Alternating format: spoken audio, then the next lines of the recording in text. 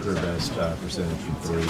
Your volume has been higher. Is amping the volume up a goal, and what can you do to try to get volume up? Yeah, I think that this team really wanted me to shoot more threes, and coaching staff especially. So just trying to find different ways of getting open to shoot them and be available for them. I feel like I've always known I was a good shooter from three. I think I've proven it over my years in NBA. I just wanted it to translate to winning, and that's what's really good about this year is it's the three-point shooting translating to wins and it's translating to helping this team be successful. So I take more pride in that and the shooting translating to wins for us. As a senior member of this team in terms of length of service, what goes through your mind when you had like I was in the army. and what goes through your mind when you had like 4 straight tailspins last week? I mean, given the history of this team, how did that affect you, and how did that how did you finesse that? When you say tailspins, like more like losses or like well, I mean the fourth quarter, you won 2 of them, but you were in a good case. Obviously you're going to be disappointed because I think we all know in this locker room, you guys as well know, just we have a different standard for ourselves than ever before, and we expect to be able to come out with those wins in the fourth quarter.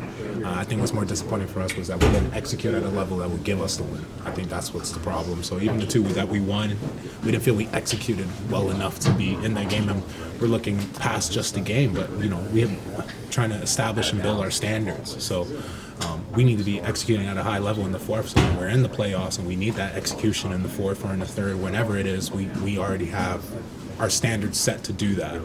I think that's what more of the disappointment for us was coming from, that we know the team that we want to be, we know the team, we know the aspirations and goals we have for each other and for this team, and every day, no matter what minute in the game it is, we have to follow by those standards so we could be the team we need to be when the regular season's over. How did it feel to have Mike back in the lineup, and how that impacted the team? It was great to have Mike back. We know he's the one who keeps us steady when things get a little rough out there, so be able to have him back on our team, shooting the way he's shooting all year, and just to have that kind of leader in our locker room back on the court with us, it's kind of like having another coach. So to be able to have Mike back was really special. Did you feel like it felt different today than it has the past few games without him? I think Keel's done an amazing job, so I don't know about wanting to say that it just feels so different. I think Keel's stepped up amazingly for the role we're asking him to be and what we need him to do and be ready for all time. So I don't want to disrespect and diminish what Keel's done for our team while Mike's been hurt, but Mike's obviously an amazing player and Keel's an amazing player, so it's just 2 different ways we get to play basketball. But I mean, we're fortunate that we get to be able to say that when a big part of our team is not able to play, we have a person who could step in and take his place. Karl, when the Timberwolves traded for Rudy, they kind of made a big bet on you and your versatility to adjust to playing the 4. Yeah. How do you feel that versatility helps Finch in terms of running 45 action or horns flares or just a bunch of different stuff you guys do? Wow, don't say too much. Our opponents may know what we were doing. Pretty sure they know what those are. Yeah, pretty sure. I think that I was asked, every year I've been asked to do something different, to sacrifice part of my game and myself for the team and betterment of the team. And this year was just a year where, it was asked more than ever to be as versatile as possible, especially on the defensive end. So I just took the challenge, got my body ready, and the World Cup was really great for me to be able to play against a lot of different guards and people. So I just being able to give Finch that kind of versatility, offense and defensively, it was the goal since the beginning.